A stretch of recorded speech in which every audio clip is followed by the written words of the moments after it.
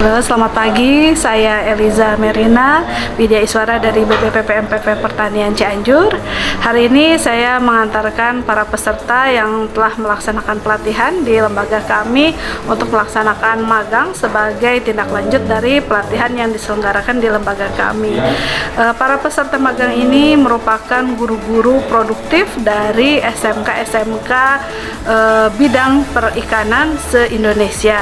Jadi mereka di sini akan melihat bagaimana budidaya udang, khususnya dengan teknologi MSF, bagaimana pelaksanaannya di sini untuk mereka bawa dan dipraktekkan di sekolahnya masing-masing.